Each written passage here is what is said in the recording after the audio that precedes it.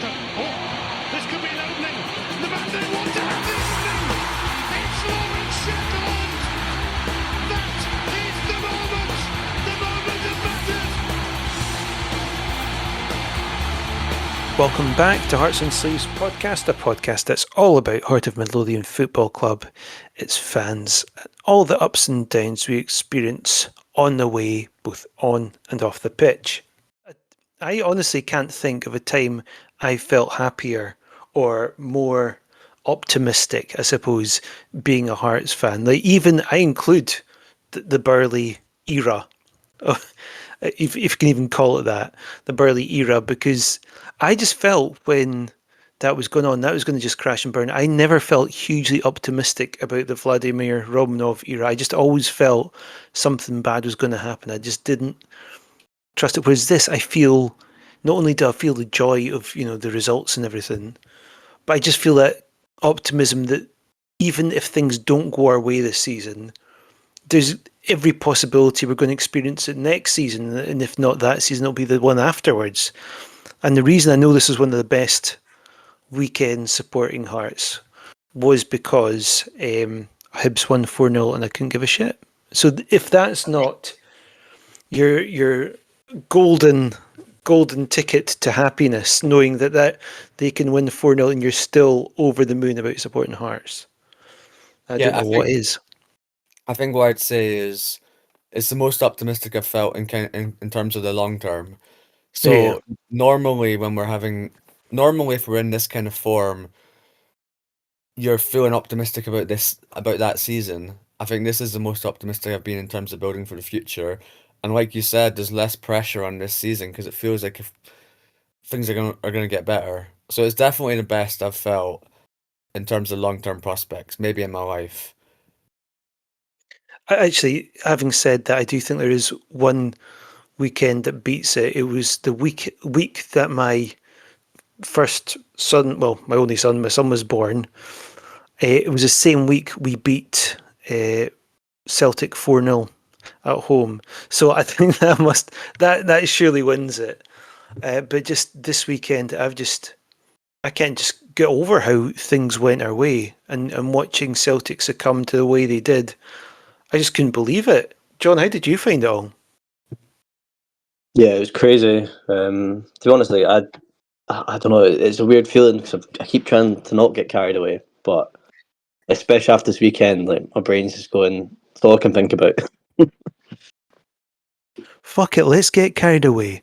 Let's take the piss out of Celtic and Rangers and everything like that, because who knows when we'll get to do it again. Let's have free reign for it and just love every second of it and just believe that we're going to get at least second. The thing is, it doesn't feel like taking the piss all of a sudden. Like it was optimism at the start, and now it feels so. Like you say, Rangers have gone to shit, and Celtic getting beaten by Dundee. And just the way that Hearts are. That's the thing. Things are falling into place, like out with our control. And what we're doing at Hearts is genuinely the best that we've been doing. It feels like something for the future. It doesn't feel like it's a fluky kind of. We've started off really well. There's some nutcase like owner that's going to sack the manager or sell the best players to Celtic all of a sudden. It's loads of these little things that like would normally niggle away at the back of your mind, and you'd be paranoid and blah blah. It feels like we genuinely could win the league, and that doesn't seem like a ridiculous statement, and I love it. I remember you saying, Trunter, a guy at your work, just the way he calmly went, yeah, I suppose we're probably going to just win the league now, eh? It was bizarre. Just like he wasn't even taking the piss, and this isn't a man that's renowned for kind of like, he just seemed like almost like worryingly calm about it. Like, and my brain was just like, Jesus, this is a genuine conversation, and it's not ridiculous. I mean, I don't want us to get too ahead of ourselves, right? But at the same time, why not just feel the excitement? And because this time next week, it could all come crashing down, right? If we lose to Celtic, I'm not saying that it's game over for, challenging for first or second, anything like that. But, it'll be a bump on the road, and we're going to have them. it's bizarre. What's this, episode 15? We've still not reported on a defeat. It's just so bizarre we've come this far into the podcast. It's fair to say, right, we've chosen the right season to start our podcast. I think we can all agree on that. You just beat me to that when you were saying about the 15 episode thing, because I remarked in the group chat the other day that I'd been admittedly quite like a passive Scottish football fan for a while. You know, always watch as many Hearts games as I can, but it's always been since quite a while now, a long time, like maybe the last decade or so. I've always struggled to get out to Tiny. I've not talked to many people about Hearts that often. The fact that we pulled all, well, Jamie pulled all this together, and that we've all been really enjoying it, and the fact that it just ties in with this season is, for me, has just like proper, like, I've gone from passive Hearts fan that always expects that, you know, it's going to go to tits up, to now, like, we're talking about the best team in the country. Like, it's crazy. Are Hearts winning because of us? I don't know. I don't want to be the one to say one way or the other. You know.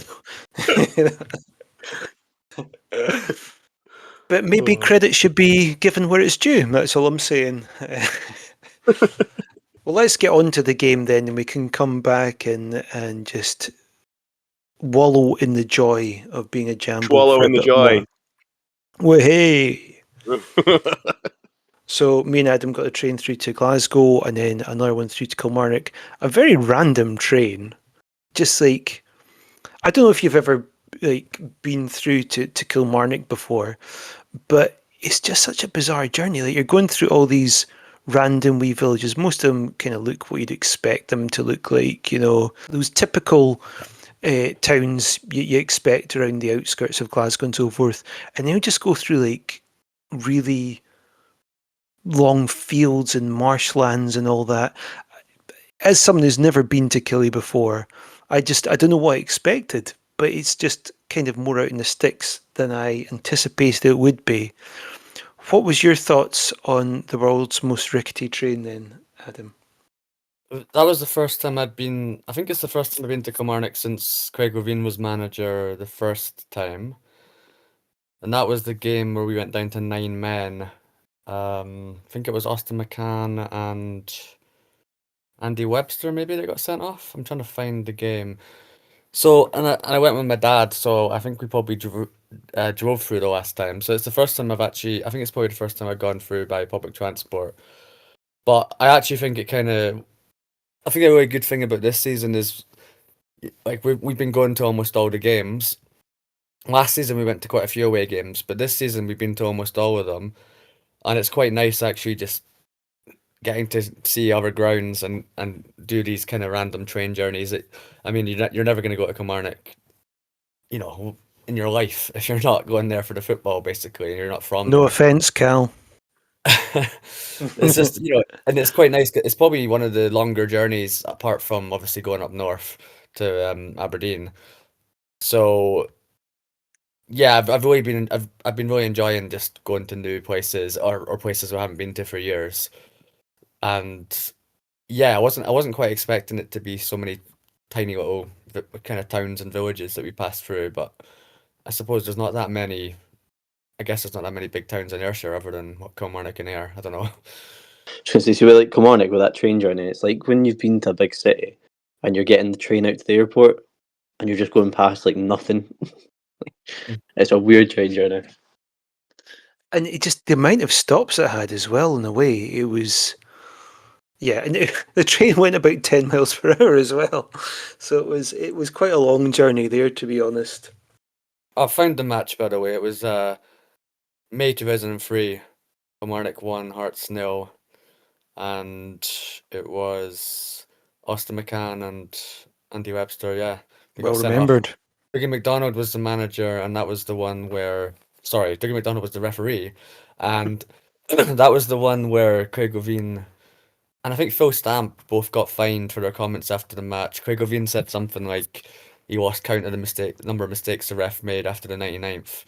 And I think it dragged on for about a year where the fine kept getting doubled. And eventually Levine paid like the original fine, but it was an absolutely terrible refereeing performance. And yeah, so that must have been my first time in 22 years. I've been to most of the Central Belt kind of matches over the last few years, but just because Killie's a bit further away last time, I think that's the first time in 20-odd years, 22 years that I've been there. So when we got off the train, we tried to find one of the pubs that Cal recommended. Cal, who's on last week from his podcast Forever and Ever, a Killie fans podcast. And he recommended a couple of different places for us to try. The first one we went to, I can't remember, I think it was one of the ones he mentioned, was called The Clansman. We went in there, and after we went in, first thing we see is some Rangers fans singing "Simply the Best." But that was enough for us to think, maybe, you know what, might try a different pub. So we went up. We were waiting at the bar, and then Simply the Best came on, complete with Rangers lyrics, and Jamie turned to me and said, "Do you want to leave?" And I think I was out the door by the time Jamie had finished. Yeah, so we tried. Adam, can you remember the name of the place that we ended up? I don't know if I even saw the name of it on the outside, to be honest. I can't remember at all. So basically, the place we ended up was, it's a fantastic pub. First of all, £3 a pint. So the fact that I was able to get 2 pints and a Coke for like £8, you can barely get a pint for that in Edinburgh. So instantly they were giving the thumbs up from that. But they had like live music playing, and it was a good mixture of Killie fans and Hearts fans. It's just a really good atmosphere in it, and yeah, really enjoyed it. If we remember the name of the pub, then we will post up next time there's a Kilmarnock away day, because yeah, we both really liked the pub. Yeah, I was surprised to be hearing the music was not what you'd expect in a pub before a football match, I would say. Like Every Breath You Take, like Teenage Dirtbag was getting played at one point. Nothing quite like to get you in the mood for a big day at the football than hearing an acoustic cover of Linger by the Cranberries. I mean, the blood was pumping after that, I tell you. It was a nice place though, and it was nice. It was. It's quite nice being in the pub where there's like different, fans. I mean, Jamie probably thinks this is tin pot, but it was quite nice being in a pub with Hearts and Killie fans at the same time. And obviously, there's no bother because why would there be? And that made it quite a nice start. I think especially after we'd had Cal on the podcast, it felt like we, knew a bit more about Kilmarnock than we did before. So yeah. Totally. Then after that, we headed along to the game. We saw that it was unsurprisingly an unchanged lineup, and I don't think there was any great surprises there. I don't think that bench really threw any surprise. I suppose beforehand we thought Burke Grevink might get a game. Things like that. Was there any I don't think there's going to be any surprises. Did anyone expect anything different from the lineup? No, I think it was bang on what I think we'd all expected. I mean, what we were mainly talking about when we were discussing it before the game was just any substitutions that we thought might happen or they might make. But I think for the lineup, we were all we're like, it's nailed on, I think. What were your thoughts on the first half then, John? To be honest, I thought the first maybe 15 minutes before we scored, I thought they were the better team. I thought they was much more likely to score. I don't know, that was just obviously early on in the game, maybe they were going for a bit. But I thought as soon as we scored, it was pretty comfortable. Yeah, I don't think it wasn't the most exciting half. I thought the second half was a lot better, sort of football wise. But yeah, they were better to begin with, than we took control. I was saying to yourself, Adam, like, yeah, they had the best of the first 20 minutes up until we scored. But I don't know, I never felt like they were going to score at any point. I mean, I'm not saying we controlled the game, but we certainly managed to control their attacks and make them look pretty. They would peter out quite quickly. I don't know. What did you think, Adam? Did you feel sort of any concern about the way we started? I mean, like John said, I think the first sort of 15 minutes, we didn't look great. That was Kilmarnock's best spell. I'm finding something that's happening now this season is the start of the matches feel so nerve-wracking, and there feels like so much pressure because of how well we're doing. And it's an unusual position to be in when like we're going out there expecting to win every game. And I think that kind of adds to the nerves and makes things feel a little bit worse than they were. I certainly felt very nervous at the start just because, I was so desperate for a win. But I did think Kilmarnock were the better team first 15 minutes. But yeah, I wouldn't say they weren't exactly particularly dangerous. They didn't create many opportunities. So it wasn't a huge worry. But I would say they started strongly, and then I think the goal basically killed the game off, which is pretty impressive considering it was only 1-0 at that point. I know you're saying they maybe didn't create that much, but I don't know how this chance looked for the two of you being there, but maybe Trunter will agree with me that the David Watson shot they had, an absolute rocket from him, and that was probably their best chance. But again, it was a good save from Swallow to keep out. But yeah, I think that was probably their main option or the main chance they had. It was a good save, but it's one I would expect him to make. We're pretty much right behind it actually, maybe slightly off to the right. But when he took it, I wasn't. Sometimes you get when someone takes a shot, you get that sort of nervous kick, expecting to see the net bulge. But I felt he had that covered the whole way. I think their best chance was after Halkett scored, and that guy who plays for him, the guy. I don't know how he looked on TV, but he's fucking massive. Like, The 6'7". Is it Marcus Dackers is a tall guy? Yeah. Yeah. The ball kind of fell to him, and that was probably the only time I thought in the game they're going to score here, but somehow he managed to put it wide. And after that went wide, I felt that the game was kind of ours. At no point after that did I feel any nerves about the result. I thought it might just end up being a 1-0, but yeah, we definitely turned up the heat in the second half. The Halkett header, though, that's his third in 3 games now. It's weird, though, like, if you think about it, all of our team is scoring apart from Benny and Devlin. Like, we've got goal threats across the pitch. But the one place we don't have a goal threat from is somewhere you might hope or expect to have something from. And I think that is probably why Ajo's come in, isn't it? Because we're just not providing. I mean, I'm certainly not going to criticise the performance of Devlin or Benny. Devlin in particular, I thought was yet another sensational performance by him. But they just, I mean, if you can recall Devlin's attempt at a shot in the game, you'll understand why there's just no goal threat from the middle two. So this is why I think Ajo will provide that. Well, I hope he will anyway. That Cammy chance as well. I hadn't realised, so I ended up stuck at home, obviously, and I still had Premier Sports from paying for the Hibs game, so it was fine. I got to watch it anyway, albeit from home. But I must have like paused it or something at some point. So I was about a minute behind the boys live, obviously. So they're all going, "Oh bloody hell, not Cammy!" Like, should have put that away. I was like, "What are they talking about?"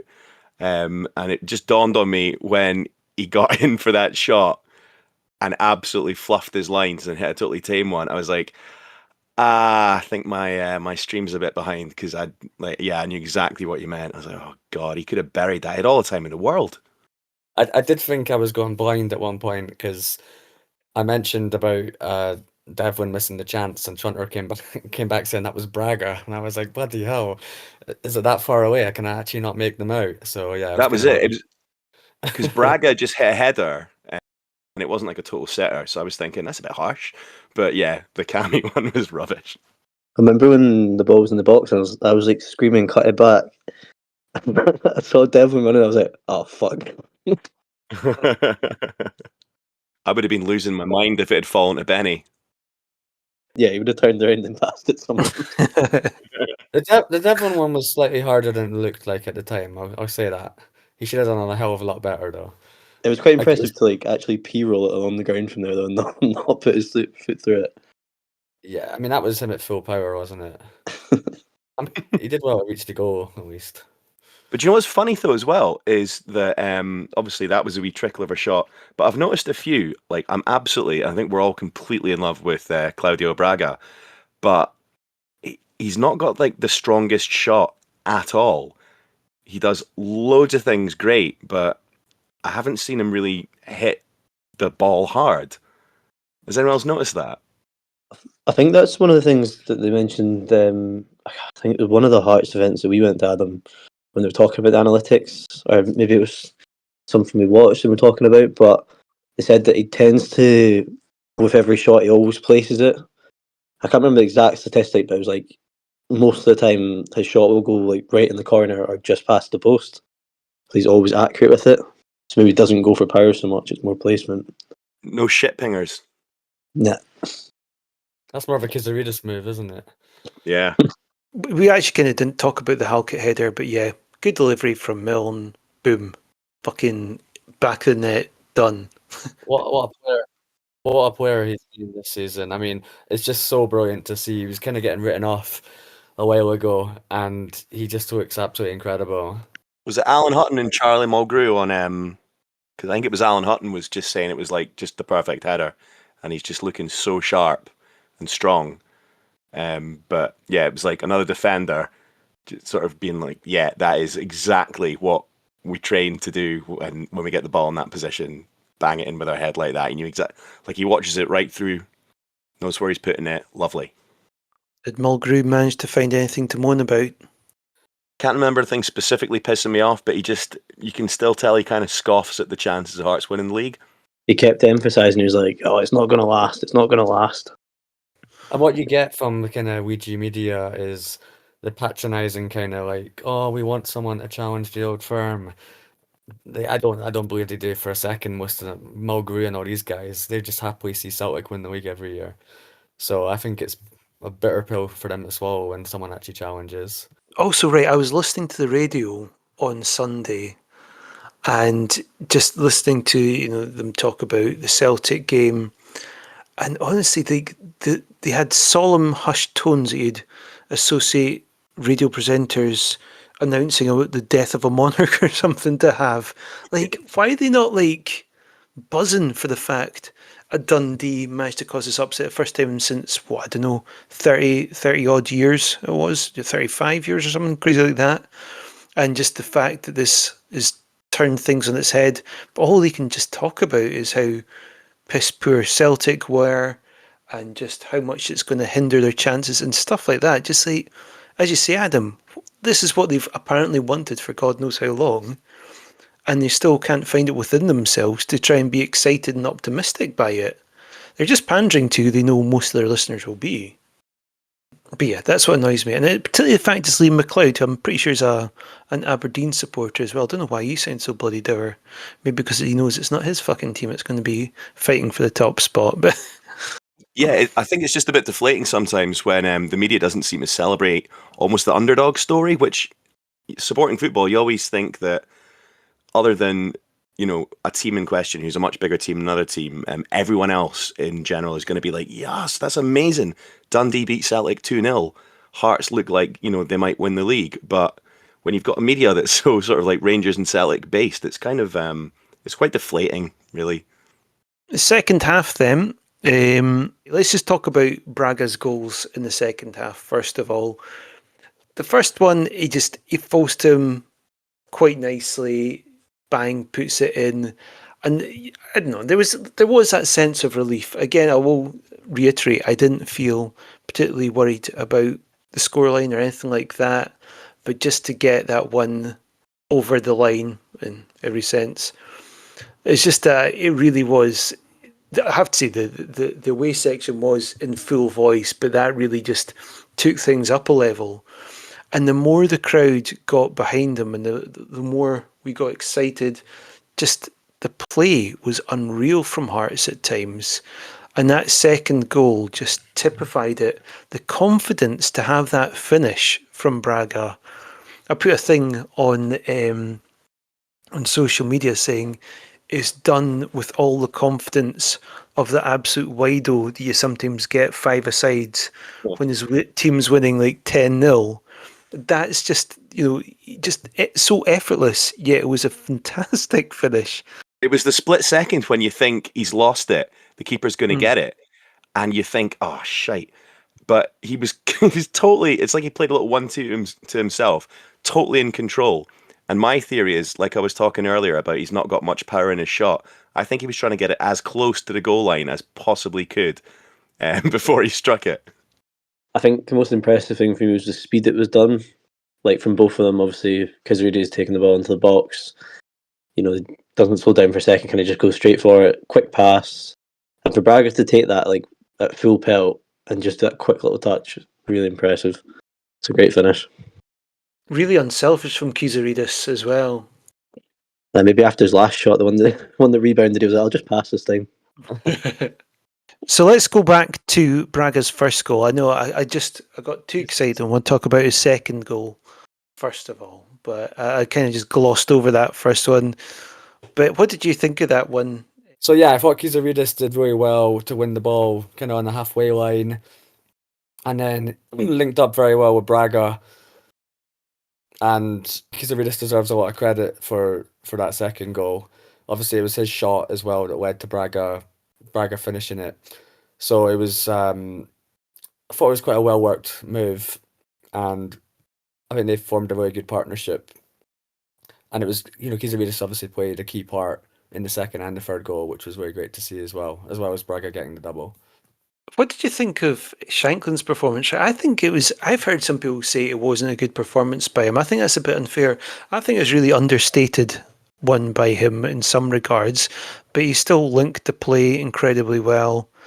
And I still can't see anyone, despite Kabori's goal-scoring form on international duty.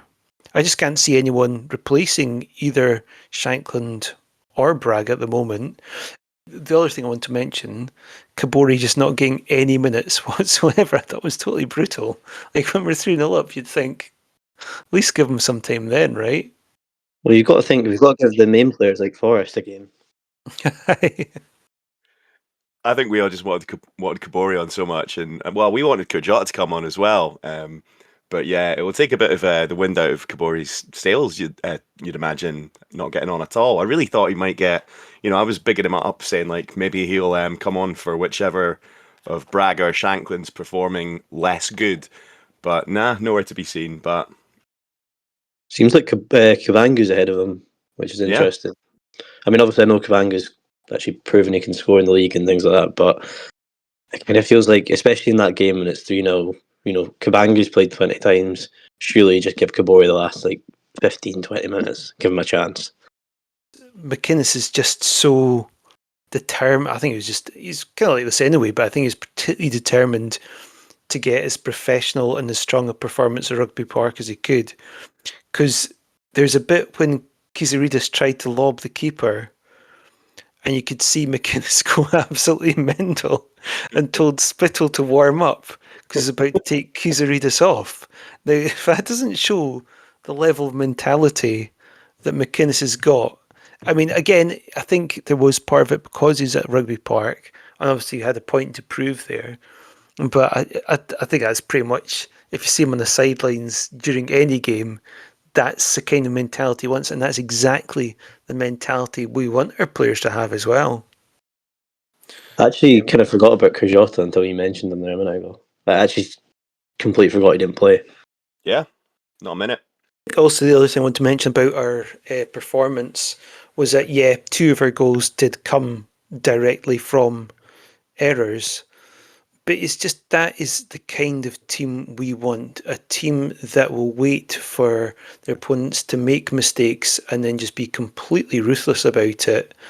If Killie conceded that amount this season, they've looked pretty strong defensively, but just the moment they slipped up, just due to the quality we've got, particularly up front, we're able to punish them. And I think this is something that I think will really play into our hand. I know we'll come on to it later with when we look ahead to the Celtic Dundee game, but during that game they didn't look that confident on the ball, Celtic, particularly under pressure. So I think this is somewhere we could get a lot of joy from. Any other players or any parts of the game that people want to mention?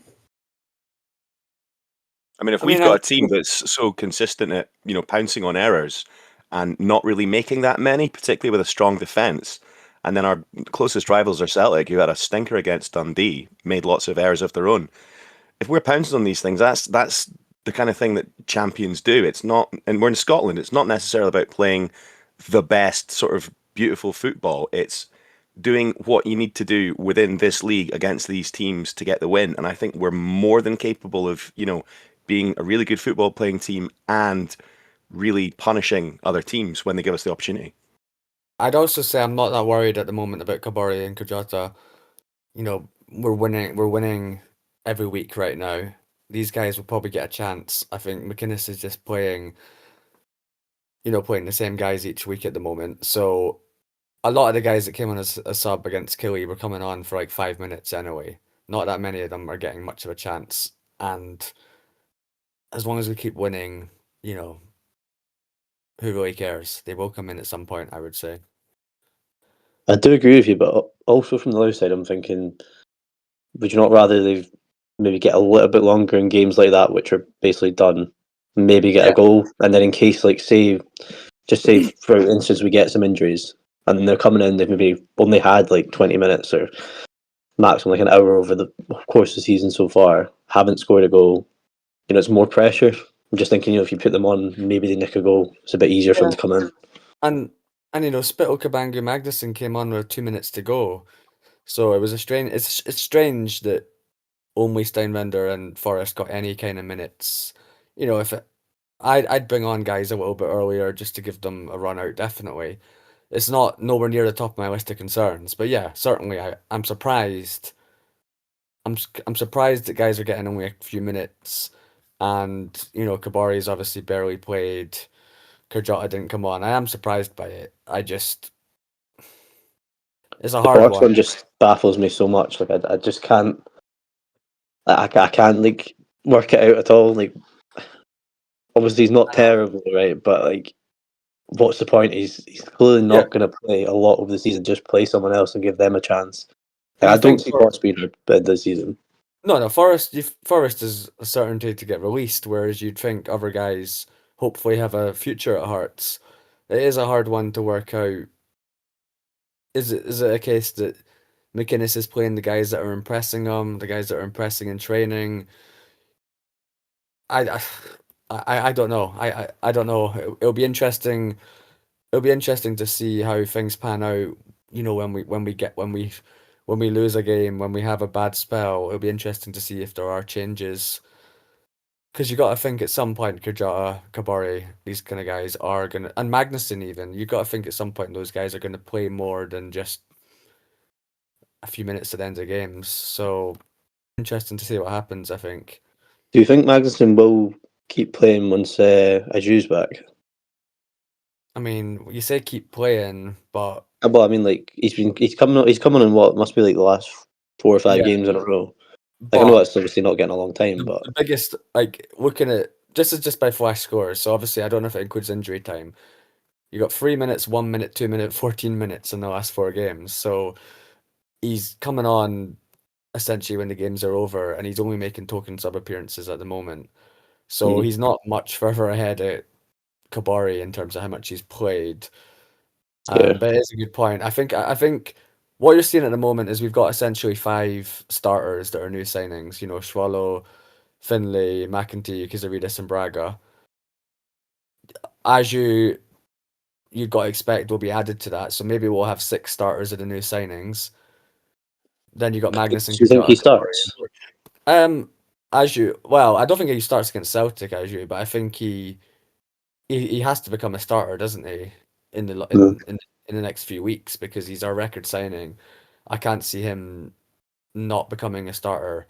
The only thing that might impact it, obviously, is like Celtic will be too soon for him to start. The only thing that would impact it is if we keep winning every week, unless there's an injury or suspension, it is hard to change that. But he's got to become a starter, I'd say, in the next few weeks. Does everyone think if he was to come in, obviously once he's back to full fitness, do you think we would keep playing like sort of a 2 in midfield, like put him next to one of Benny or Devlin, or do you think we'd switch to a 3? That's a good question. I'm struggling. If we do that, I don't know. I don't really see it because I know that McInnes loves his width, and if you did that, would you get much width? Really? I'm trying to think what you'd have. So, if you had 3 in midfield, I guess you could put. So you'd have Milne on one side, or Grevink on the other side, sort of going up and down the wing, and then then I guess you could still have with Kizaridis on one side, and then I don't know, just kind of thinking they have Chesnikov on the other side, but that means you wouldn't have 2 strikers, which I know McInnes always says he loves playing with, and that's something he's continued to have. Interesting. I'm not sure. I don't think so, but I wouldn't rule it out. What are your thoughts, Adam and Trunter, on that? I don't Trunter, think go so. I ahead. think he's got his system, and it's working at the moment. I mean, the only one that I was thinking of right before the start of the game, I was looking at, and obviously Kingsley was starting at left back and Milne was out on the right again. I thought maybe just before that match that with maybe I was just still buzzing from Kurzota's cross, but I thought Kurzota might get in where Milne was. Milne would go back to Kingsley, but I think Kingsley's been solid, so it's a bit of a we've almost got like a bit of a left back dilemma. But formation wise, I don't know. I don't see it dropping to 3 in midfield and losing a striker. We're too good at the moment with the 2 strikers. One thing I'd say is, like, I was listening to Heart Standard before, and Joel and Craig were talking about how, like, they both instantly said we're not playing our strongest starting 11 at the moment. I think Craig said something like, we're playing the best team for now because obviously we keep winning, but in terms of skill, in terms of like ability, we're not playing our strongest starting 11. So I think there is an interesting discussion over the next few weeks in terms of how the team changes. Because I don't think we'd have predicted this would be our. I don't know for certain, but I wouldn't have predicted this would have been our starting 11, certainly Yeah. at the start of the season. So I think there's a lot of choices to make, and it's a good problem to have, really, that we've got all these new guys, and how do you fit everyone in, basically. But if we keep winning, it's very hard to drop anyone, isn't it? I think as well, you've got to consider that obviously what they're saying is right. Maybe on paper these aren't, or this team isn't the best available players, but I think one thing to think about as well is obviously the fact that sometimes the best, technical players aren't the best at working in a team. So you think there could be some players maybe that we've got who individually are very good, but maybe the team we're playing at the moment just fits better and works better as a whole. And don't get me wrong, they weren't saying it as a negative. They were just saying, Yeah. Obviously we've got guys like Aju who've they're record signing and that, who obviously aren't in the team yet. So they were very much like supporting our lineup. It was an interesting point in terms of the strength of our squad and how it might change over the next few weeks. I'm really interested to see how it all comes together and who we're playing, by the end of the year. There also, I think I've mentioned this before on the podcast, but there could be that element of what we had with Penrice and Milne. We've seen Milne come in, and I think you could argue quite convincingly he's been better than Penrice. But why weren't we playing Milne before if that was the case? Well, I suppose it's because everything was kind of going right for Penrice and you didn't want to change that. Perhaps the same could be said about why Magnuson isn't coming in for Benny or Devlin at the moment. We're just keeping him in, maybe to come in at the start of next season or when one of them drops form, something along those lines. I think that's a really good point, and we obviously don't know. We didn't know Milne was better than Penrice. We don't know Magnuson's better, but McInnes, I'm sure we'll have a good idea. But it could be that it takes someone leaving at the end of the season, like you said, for another guy to become a regular, and maybe it'll take these guys a little while to get into the team properly. We could have injuries and suspensions as well. Who knows? I'm sure everyone will play a bit, but there's certainly a couple of guys who are barely featuring right now. Do you think we managed to keep Devlin past January? Well, there's that contract situation, right? So Yeah. if that's not resolved, I then wonder which, like, who, if it was him that went, who would come in? Because he's quite a unique player, Devlin, with the way that he sort of breaks up the play and things like that. Like, obviously Benny's got a bit of that, but no one does it quite like Devlin does. So it'd be interesting to see who would come in. I mean, Devlin clubs could also get him on a pre-contract, couldn't they? So they might. I know there's a release fee, so that gotta hope he signs a new deal because I think we've also seen him. He's kind of added like flicks and skill to his game. Like I think he's improved. I think his game's come on a lot over the past few months. I think he's getting better and better. So I really hope he signs a new deal. It's probably the first time in a long time at Hearts that how comfortable a player is and how sort of excited for where the team's going, like how they personally feel about that. When it comes to them signing contracts, maybe they would have gone somewhere earlier because this is more of an opportunity. This is more of an opportunity for me to sign a pre-contract for the old firm. That might not be so much in their thinking now. They might be thinking there's more to be done at Hearts. So, I mean, that's a plus for us as well. Folk are they're less likely to be like sort of vultures that we are just gonna go, oh, take our players. Like we've got a bit more that we can offer players at this club than we might have previously done. I think as well, like when you mentioned that there, I think with Devlin, he probably seems like the sort of player that would be like, if we're in the title race, he'd want to win it. Like he's got that sort of like Yeah. that Drive. mindset that we have to win it. Yeah, I was gonna say. I mean, he's been at us for 4 years. If we were in contention in January, which is still obviously a big if, but if we were in contention in January, would he want to go? He could leave for free next summer if he really wants to go. But would he leave us if we actually have a chance of winning the league when he's made such a connection to the fans and has been at us through like some rubbish times as well? Who would want to go at that point when I wonder if there'd he be some sort of agreement where he signs a contract that's maybe just say like a year extension, and then maybe they change that release clause or give him the like say to him obviously in summer like we will accept an offer that comes in for you and you're happy with it, like that's fine. That's what I assumed they'd do. Totally. That's exactly what I assumed they'd do. Right, before we have a look ahead to the Celtic game and then move on to our quizzes, John, you've got the loan watch. And before we do that, I do want to just mention that there's been sort of rumours circulating that Wilson might be able to get along to St Johnstone. Moving down to Championship team, not exactly what I'd hoped, but at least it would be some game time. Your thoughts on that? I think it'd be quite a good move actually. I mean I agree with what you're saying, obviously you don't really want to see our players dropping down the division now, but St Johnstone are going to win the league quite easily, I think, in the Championship.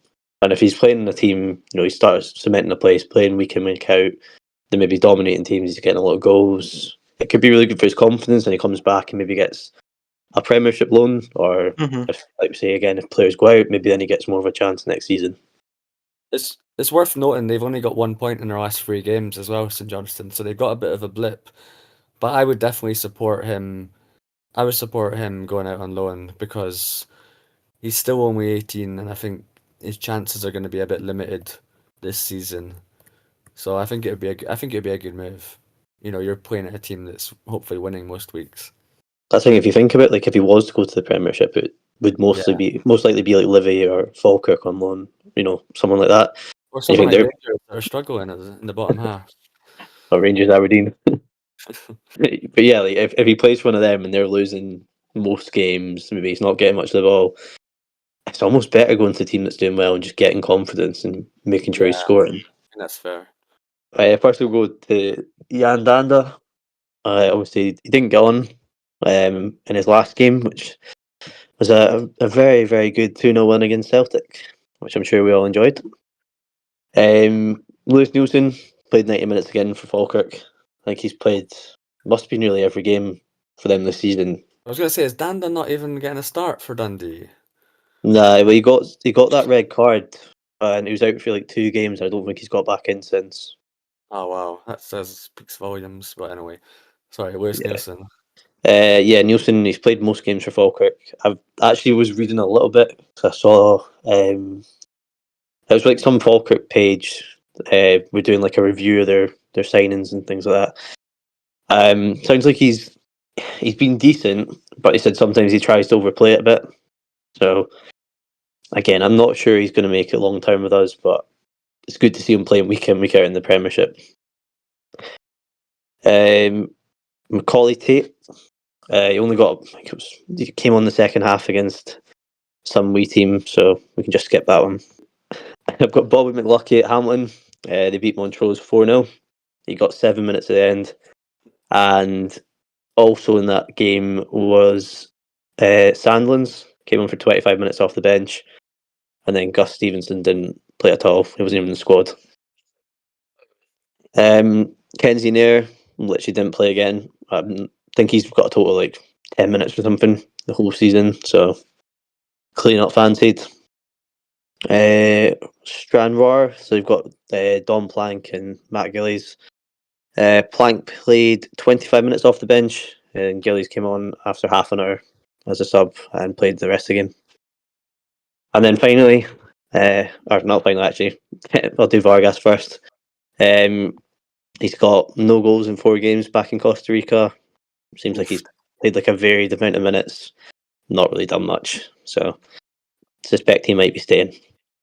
Good to see he's carried on his form that he left Hearts with, to be fair. I was going to make a joke saying he's played 0 minutes for Real Madrid, but I thought I'll just keep it serious because he's not doing anything. And last but not least, Adam Forrester. He's not played in the last 2 games. Just thought I'd shout that out. He played quite a few before that, but he's been on an unused sub in the last 2. Did you mention McFarlane, by the way? Oh, no, I didn't. Just because I thought it was worth, because he's obviously been quite promising. Where is he? East 5 or something? Alloa? I don't know. Alloa, he played in a 1-1 draw. Perfect. There we go. Thanks, Adam. I had a list of the yeah. Just waiting for me to make a mistake. Shocking. I said it in a very polite way, though. I didn't make a sarcastic comment, so things are getting better. You just sent me a message saying, why are you such an idiot? That's horrible.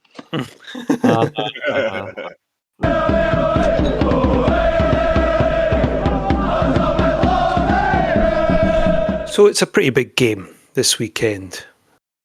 Where would you rank it? Bigger than the Hibs game or not? Definitely. For the context, obviously, it's much, much more important. Adam, what's your thoughts? I'd definitely say the Celtic game's the biggest. Obviously, the Hibs game's important for bragging rights and the momentum, but the chance to go 8 points clear is just absolutely massive. I can't really disagree with it. The loss to Dundee makes this game even bigger. Just the idea that we could be 8 points clear after 9 games. Like, it's just, we could have drawn against Hibs and it would have been awful because it was Hibs.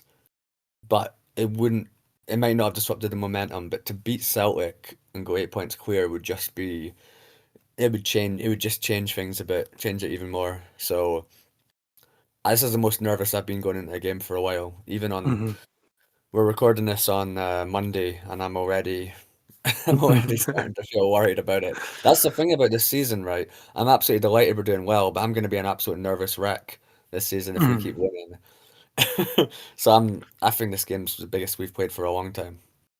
Yeah, I mean, actually, in the scale of things, has there been a bigger game for us in the league anyway? I can't even think last time we had a game as big as this in the league. The fact that it's, overtaken a derby in terms of importance shows kind of how this season's gone for us so far. Trunter, what are you thinking? Well, I was just thinking, I've been to Tynecastle with you, Jamie, when we've played Celtic, and I can't remember, and we got humped.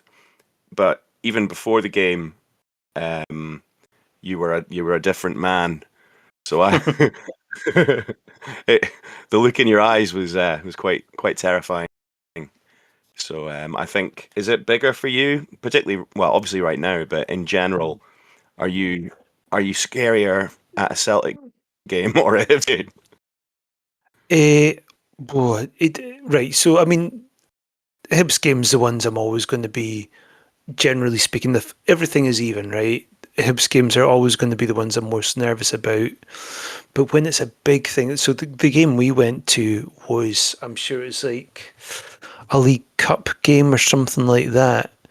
So when you've got that element thrown into it and it's against one of the old firm, that's when, yeah, the game feels a bit different. And this has that quality about it, doesn't it? It really does have that cup final feel about it. That's kind of how I'm viewing it anyway.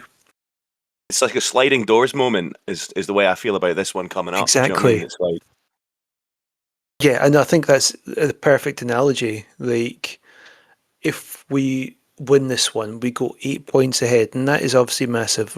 Let's just take winning the league out of the equation. To even be 8 points ahead at the top of the league, that is just such a huge step for us towards potentially splitting the old firm, especially if, Rangers end up losing again this weekend.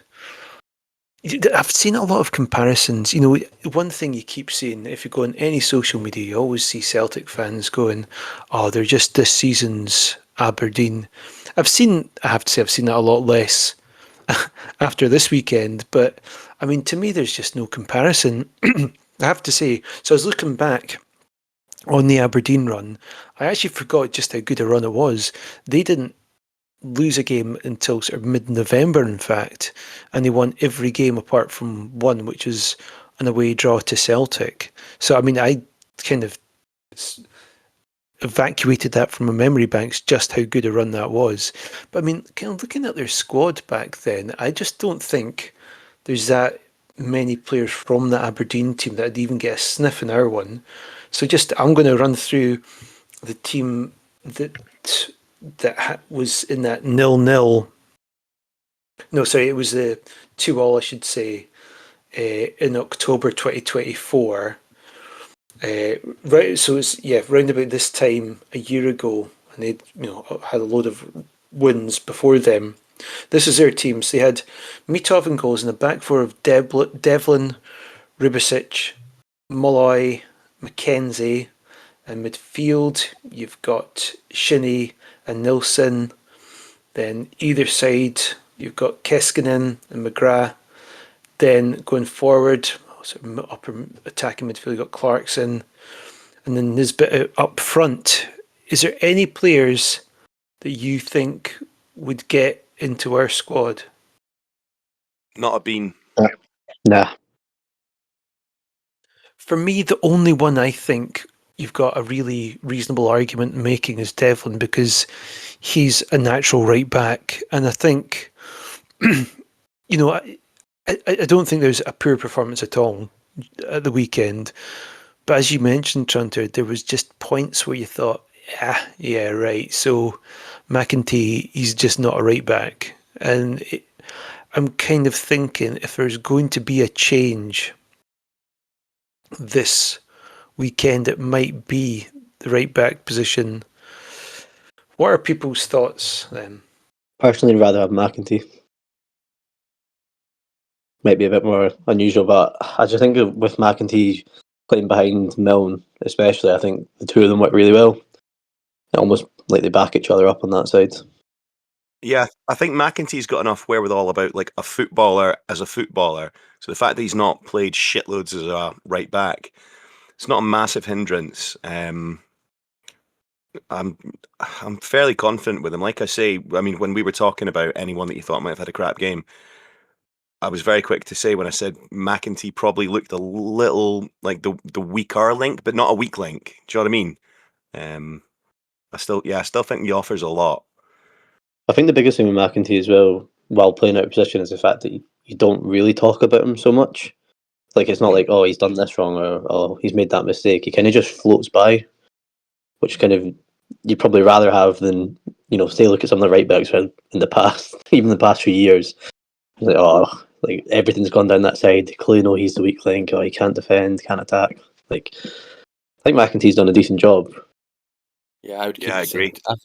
I think you've got to keep the same team, given the run we're on. I can't see there being any changes to the starting lineup. Yeah, this team will be so confident at the moment, playing like the way that we are with this set team. Like, I think that probably, like, having never been a professional footballer, I still, it looks to me like if you have your guys happy, knowing the system, and they're coming off a few really good results, then I just don't think change it for change's sake. Like, keep it. I think the biggest thing is that if they're playing Ralston at right back, just give the ball to Kazurides as much as possible and just let him run at him, because he is awful.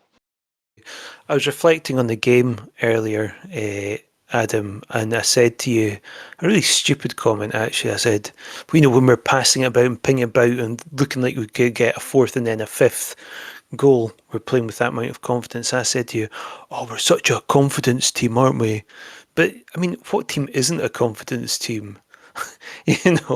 And Celtic are just a prime example of a team who's obviously got quality in there, but they just have zero confidence. If you look at McGregor, like for example, he's the absolute engine of everything they do. Well, he has been over the past few seasons. He just doesn't have that look about him whatsoever, and I think the telltale signs were there for him. The fact he quit international duty. I think he really wanted to dedicate all his time to becoming a better club player because he could see that things just weren't happening for him anymore. Kearney, obviously big expectations for him. I don't feel he's provided nearly enough for what his ridiculous wage will undoubtedly be. Ralston, if you think of the players we could put down that wing, I think he's going to struggle if we play well enough and we get that confidence. I guess my one concern is if we don't get that early goal. We have looked at a bit slower in games to start, and say Celtic managed to nick something that could maybe give them the confidence boost they might have been missing and maybe dent our confidence. Any concerns about our team whatsoever? I don't think about our team, but I was just remembering just now the last time when I talked about me and Jamie seeing Celtic at Tiny was I just was thinking, bloody hell, Carter Vickers looks an absolute unit. He's not looked the same, and obviously he's coming off the back of an own goal, isn't he? Did he? Yep, he Yeah, did. against Dundee. So we're talking about this confidence stuff. I was immediately thinking Braga's like quite a wee guy, and I'm thinking in my head he'll get flattened by like the likes of Carter Vickers. But when I was watching that, like the BBC did a wee supercut on Braga, he actually he does a lot of the. He can do a bit of like hold up play, like hold his man off. I think he might be stronger than I immediately thought he was. So it's maybe less of a worry than I was making it in my head there. I don't think any one of their defence catches him either if the ball goes in behind. Yeah. Mm-hmm. I think there's a potential for for someone like Scales having a really tough time of it. I mean, I've no idea if they're going to chop and change things about, given how poor they were against Dundee. Almost wish they'd reserved that poor performance for us, but the good thing is their confidence surely will be rocked, and I guess I'll be paying a lot of attention to how they get on Thursday, that's for certain, for the European game. Just looking at their bench as well, so I'm just looking at their team now. It doesn't... Obviously, you think about it, you've got players like Engels, they paid a fortune for, but they're still having to bring on people like Forrest. I suppose we shouldn't take the piss out of teams that have to bring on Forrest. But again, and there's players like McCowan. He's done fine for them, but is he a game changer? And you look at our strength and depth. We just have a lot of people who can change the game. And looking at their team, if it was a team full of confidence, I'd think absolutely, But Engels doesn't look at all like the player they bought, they had on loan. I'll tell you who Celtic remind me of, actually. They kind of remind me of the team that we were maybe 2 seasons ago, when we had one really good season and followed it up, and there was just a lot of aging players in there, and a team, a mixture of players past their peak and players who just were short of in confidence. That's who Celtic remind me of at the moment. I think as well, like I was talking about before with us, I think they've got a decent squad, but they just don't work together at all. There's no like cohesion between their team at all. Like, that Dundee game, I don't think any of them knew where the next person was going to pass to or where the run was going. It was like never played together. I always think of Callum McGregor as someone who's proper. Like, I think he's a brilliant player. But I mean, maybe this is the least worried I've been about him sitting in that midfield in a while. They're lacking cohesion, they're lacking a bit of direction. He's the captain. Wonder how much like he's taken on himself when it comes to that sort of confidence. Because, like I say, just usually I think, and every time I've seen him play like live, he's been so good. But I'm just thinking, I don't know. I don't see him as much of a. Same with Carter Vickers. It's just at the moment I don't see the players that I previously like thought. Oh, we're not getting past them. I think also with McGregor, right? He's not a fast player, but he makes play happen fast. So if he's got a team that aren't, currently switched on and there's no real cohesion, the impact that he can have on the game is completely dampened. Yeah, I mean, and even if they get this play starting going, if they catch that a couple times, we're still so strong at the back. It's like, I mean, against Dundee, they just defended so well that Celtic hardly really got a sniff, and I think we're levels above like the Dundee defence. So, and also the other thing that's good about Celtic is they look susceptible to set plays, and I think they've only maybe scored one from a set play themselves. So that's another area that we might be able to get a bit of joy from as well. So we're probably all going to predict like a bunch of set play headers from Hawks and Finlay then. Well, do you want to lead the way? I do. 2-0 Hearts, Halkett and Findlay. I like it. Right, Adam? I'm also saying 2-0 Hearts. Gonna go for Shankland and... Sorry, Shankland and... I'm trying to think of someone other than Kizaridis to predict for once. And I've been waiting for you to say Kizaridis. I'm like, just say it! Shankland and Kizaridis. Oh, right. I can't keep saying Kizaridis every week. He'll be our top scorer. John? I'm going to go for 2-1 Kingsley and Shankland. Right, fuck it. I was going to go 1-0, but I'm going for the big three. I'm going 3-0. If we score early on, I think it could be a similar game to Killie, where we just are able to control things, and then a couple of mistakes from them. We'll get our 2 goals. So I will say, right, let's say Braga. I think Devlin is going to come on to score sheet. I don't know why. I just have a sneaking suspicion he'll poke one in from close range somehow, perhaps from a set play. It'll bounce down to him. If everyone else leaves the pitch, he might score. Is he going to be on the line when he just taps it in? And it'll kind of bounce off his arse or something like that. What do you think he's going to do? Get the rebound off a Benny penalty or something? Nice. It'll be like in when you play with your pals and like someone dribbles right up to the line for the really bad player to tap it in. Benny overhead kick, hits off the bar, whacks off Devlin's face. Who's your other scorer apart from the goal machine? Milne will be my other one. Oh wow, different choices. Cheeky. Milne. Wait, how many goals? I said 3, so you've got Devlin, Milne, and Braga. Okay, so you've got 1 more predictable, 2 very unpredictable. I put Milne I don't know. Score though. Yeah, because Milne scored a pretty nice goal against Motherwell, wasn't it? That's kind of what I'm thinking will happen again. Milne's Yeah, it was a beaut. Devlin is, unlike. Yeah, well, why not?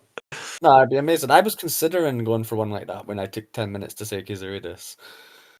But yeah. I think it's just seeing him get the armband the other day, I just thought, I don't know, I just had this moment of, I think there's going to be another moment of greatness with the next game or two, and I think it will be a goal against Celtic. Yeah, we were talking about his passion earlier for the club, and I think that can make that can get past the fact that you can't shoot a ball for shit. Anyway, pull something off. Honestly, if he manages to score, I'll be pulling something off. Right. Right, time for today's quiz, right?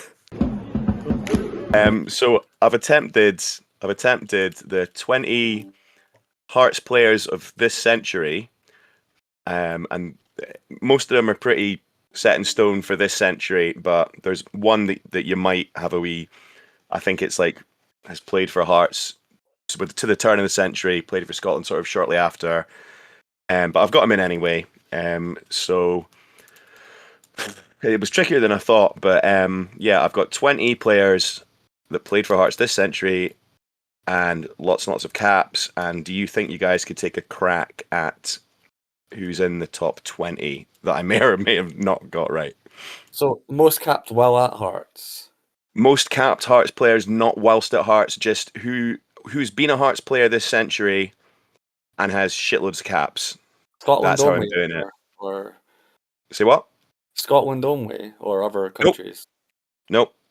Just by international caps throughout their career. Bloody hell! Okay, that's actually quite tough.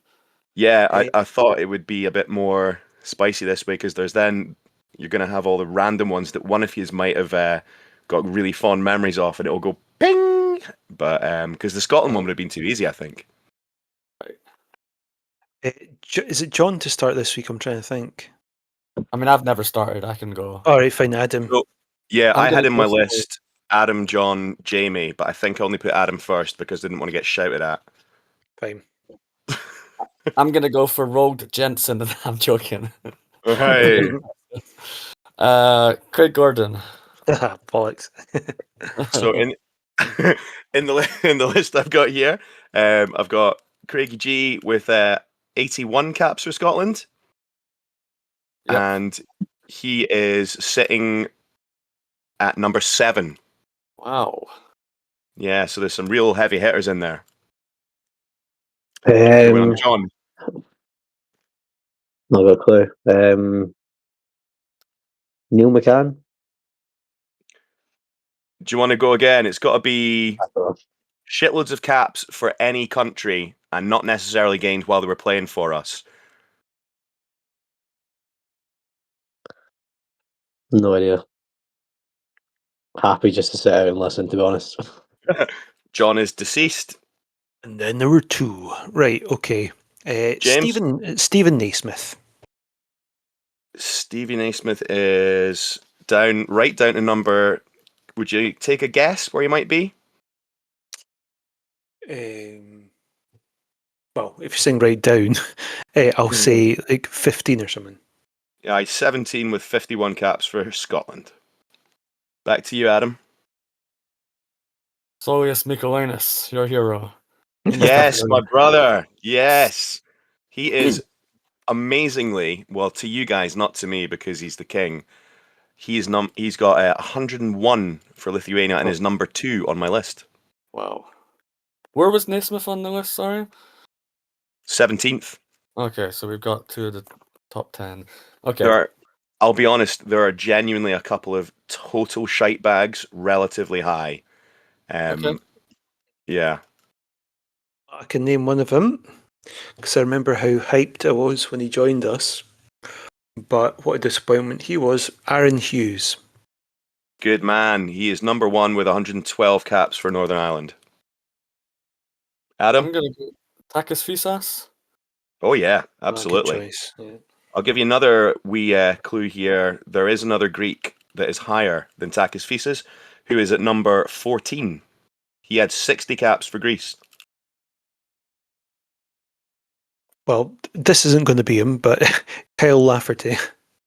Kyle Lafferty is number 5 with 89 caps for Northern Ireland. Well done, Jamie. I think I can't remember how to pronounce his name. The Greek, because you mentioned the Greek, the guy that's like TZ Tzeol Yeah. Tzeolus or something. I don't even pronounce it. Cholkis or something. Yeah. Yeah, the guy that signed like when a few years ago, like when we were pretty rubbish. He was amazing on like his debut. Zeolus or whatever. Zeolus. Alexandros TZI. Siolis. Yeah. Sorry. 75 Greek caps. Yeah, I wasn't Good here. job. I was not in Edinburgh when he signed for us, so I feel like I've missed out on that era a bit. But yeah, You didn't miss anything. Yeah, apparently he was meant to be amazing on his debut, right? And then he was awful after that or something. Yeah, I think he only played for, like sort of half a season. I don't know if he left, but it feels like he played half a season. Jamie, I think it's only fair that I just throw out another clue there, but my boy Miko is far from the only Lithuanian on this list.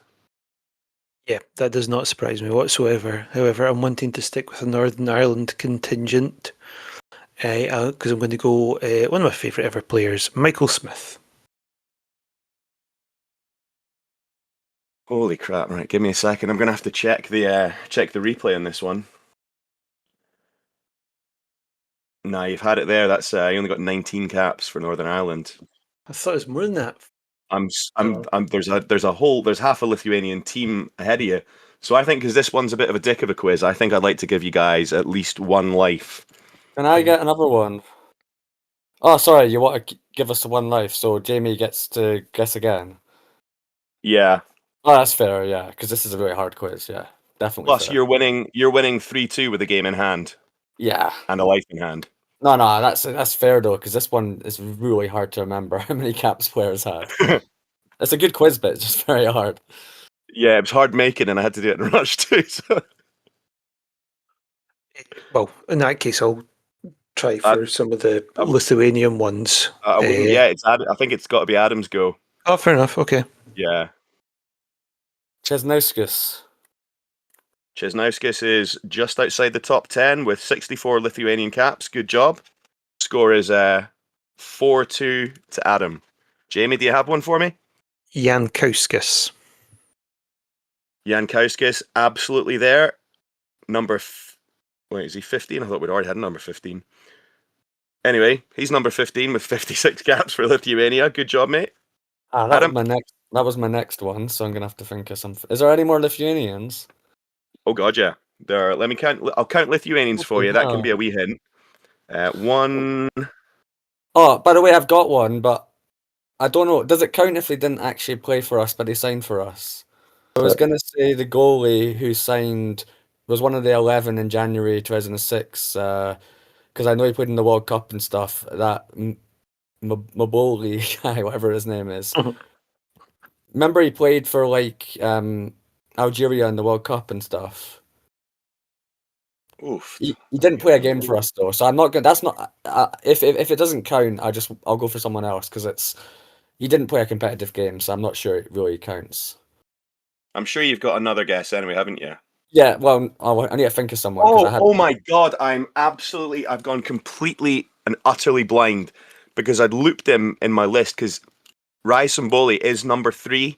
Oh yes, he was so obscure. I should have checked if he actually played a competitive game for us. I'm sure I did.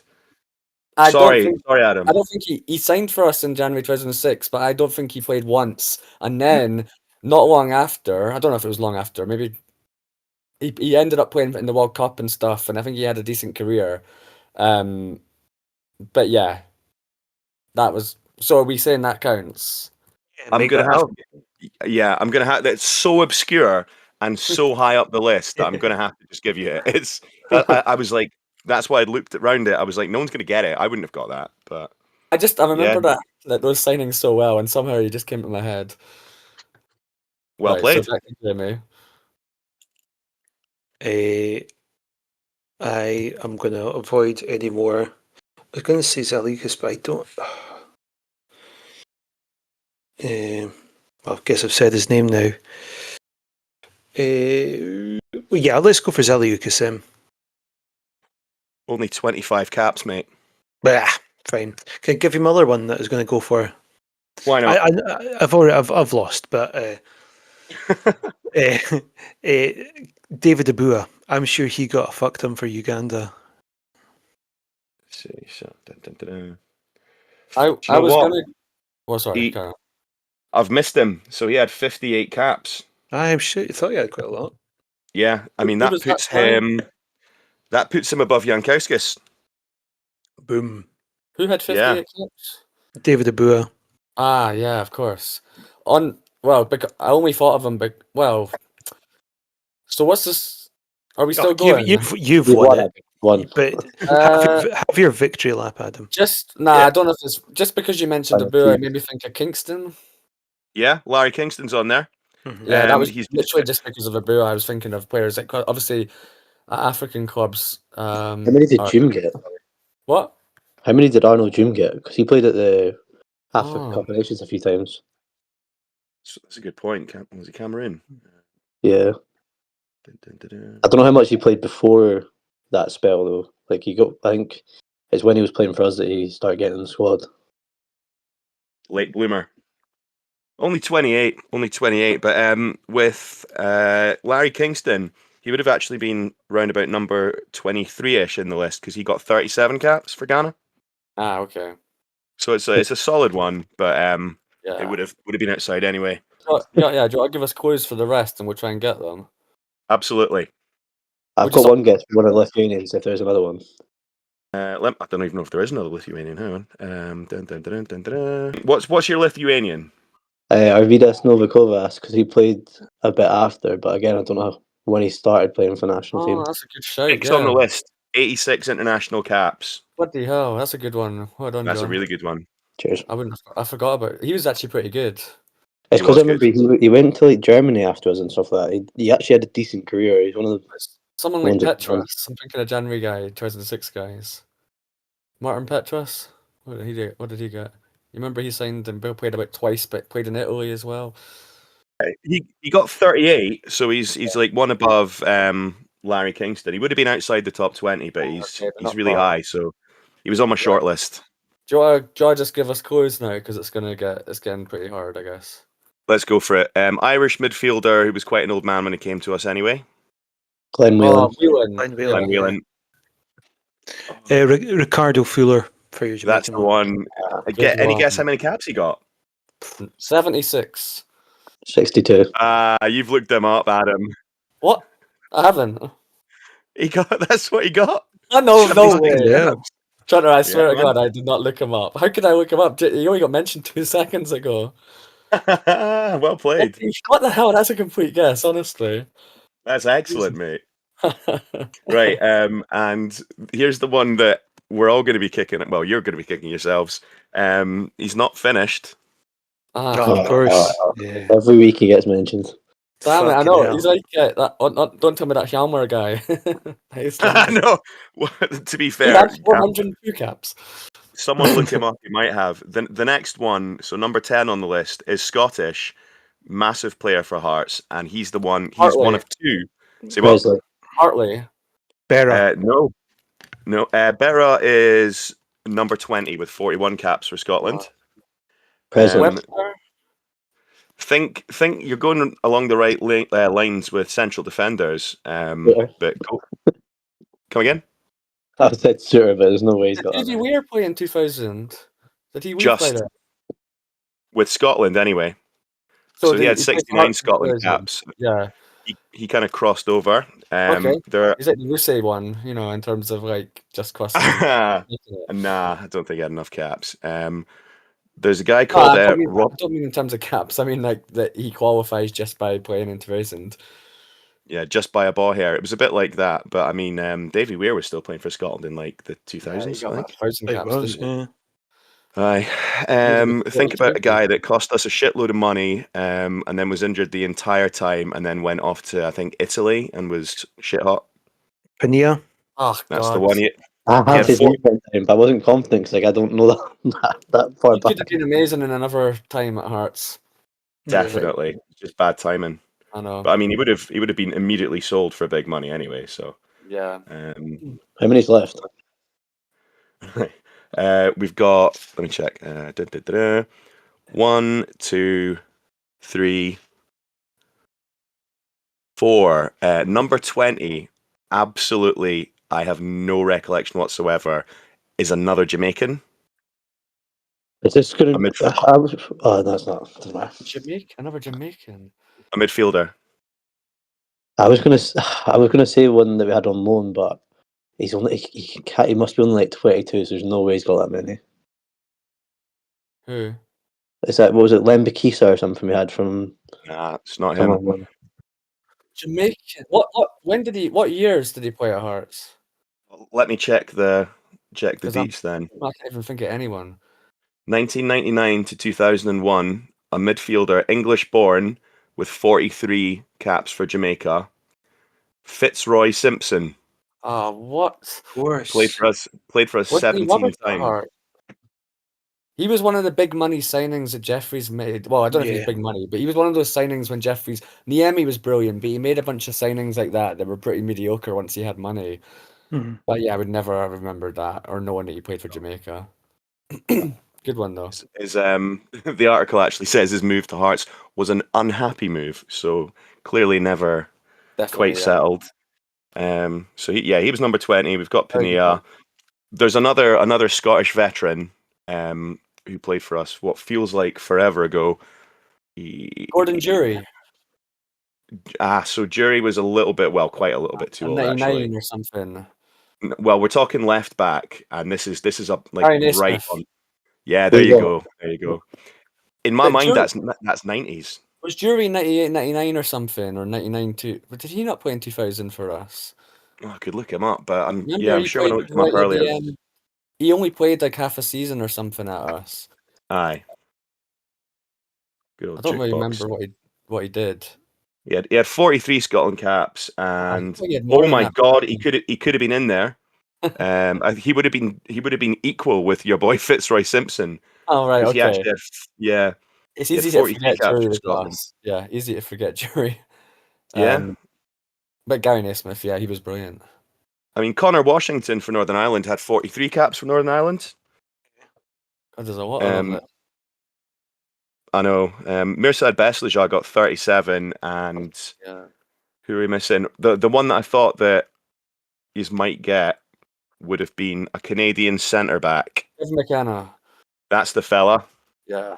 Played up front sometimes as well, remember. He was in Bundesliga and that. Didn't he have a good career? He did have a good career, yeah. Yeah, he was a good Scored player. against at Easter Road, that was the most famous moment, but he was a decent player, wasn't he? Yeah, he's one of those that I'd kind of pretty much forgotten about Yeah. him until I was doing that research there. But sorry if that was a bit all over the place. But Oh, no, that was a really good idea. Yeah, enjoyed that one. Really good thanks, idea. guys. I still can't get over the Ricardo Fuller thing. I swear to God, I didn't look that up. I just randomly said a number. Wow. That was you've pulled a Morton. Oh yeah, that was the Morton one's still my favorite. So literally no idea at all, just because we literally were chatting about Morton to some guys on a train. Love it. No, Morton. So basically, Morton come up in every podcast. Shamwar come up in every podcast. Naomi comes up in every podcast. That's a tradition now. Yeah, so Ricardo Fuller's canon now as well. John, do you want to add a Morton watch when we have the lone watch and we can say how Morton got on at the weekend? Yeah, absolutely. I mean, we've got one of their former players, so we might as well. I love it. Right, should I do I've gone for an easier one this time. Like, I don't know if it's easier, but I've gone for just a current one rather than. To be honest, I didn't start doing the quiz until like about 20 minutes before we recorded. So I have gone for these players. I've got two connections other than Hearts, two clubs. Lawrence Shankland and Blair Spittle. Dundee United. That's one, yeah. V1, yep. Ayr United, maybe? No, I wouldn't have got it I mean, I got Dundee United, I guess, but I wouldn't have got the other one. But nah, John Trunter. I think who Spittle's played for. I can think of a few, but Oh, sorry. you bastard. Yeah, I'm glad. I wasn't sure if this was obvious because I wouldn't have got it, but I wasn't sure. John's normally great at this kind of one with current players. I'm trying to think because Spittle's played for quite a few. He played for obviously Motherwell, Dundee United, I'm not going to say anything until you say your guess. Ross County. Please tell me it's Morton. Nah, unfortunately not, Trunter. Shankland definitely played for Morton at one point, though. Yeah, he did. That's my point. I thought he was. Wait. Oh no, it's Queen's Park. Yes, it is. Yeah. They both started off. They both were at Queen's Park at the start of their professional career. Bloody hell! I never would have got that, but I thought I was about to scream with happiness if it had been Morton again. I wouldn't have got that one, but I thought it would, and basically what I was going to say was whoever gets Queen's Park wins because I assumed Dundee United would have been more obvious. So yeah, that's fair. Petty point. Come on. Maybe get second. John wins. Trunter gets Morton. So that's all for this week. Who knows what kind of mental state we'll be in next week. Hopefully it'll be a next new level of joy and excitement and not back to ground with a massive thump of reality. However we're feeling, we will be back though. Before we are back though, please do join us on our social media channels, Instagram Hearts and Sleeves Podcast. That's where you'll find us on X and on Blue Sky. Do also give us likes, subscribes and reviews on our YouTube. And of course, wherever you get your podcast, be it Apple Podcasts, Spotify or one of the other ones. All the best for this week, folks. Have a good one and we'll see you after the weekend. Bye for now.